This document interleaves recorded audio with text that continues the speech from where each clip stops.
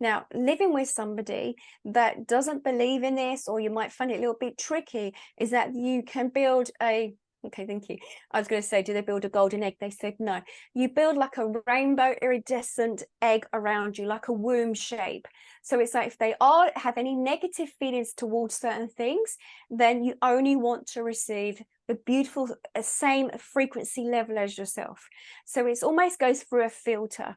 So your energy stream around you, or your energy field, your unified field of energy, you need to imagine like you go into that womb state of an egg around you, and that iridescent, I've never had that before, so it's interesting, an iridescent bubble of light around you, so that you'll only receive what it is that you need to receive. So we're talking energy wise on that side. But if we're looking at psychologically, it would be then that you are mindful of what they are saying with their words to you. Be mindful if they are triggering you emotionally. And then once you, because you're going to be looking at mindful how you are feeling in yourself, but once you start looking at some of the words they might be using, you then become aware of it, because it might be an emotional trigger.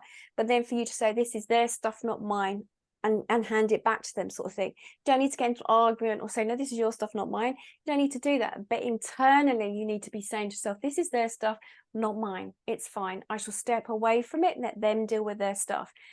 I can't lie, it's not easy, but it just means obviously there is a reason for that challenge that is going on around you. So we have family members that can be like that, we can have friends like that, we can have lovers too.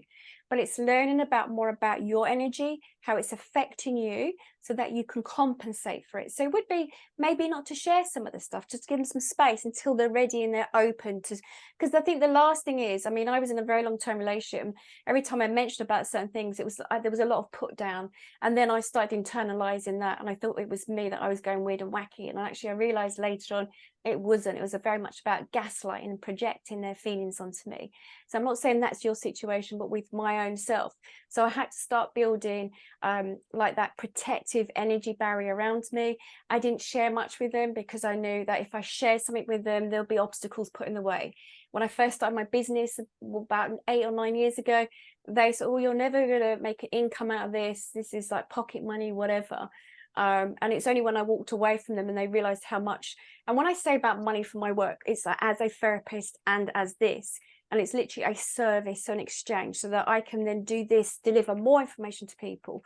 So when they got a massive shock, but if I can constantly kept on asking their opinion or communicating about this, what would happen is they would give me a negative feedback, and I didn't need to hear it, because that's their stuff, not mine. It's where they're at in themselves. Does that answer your question?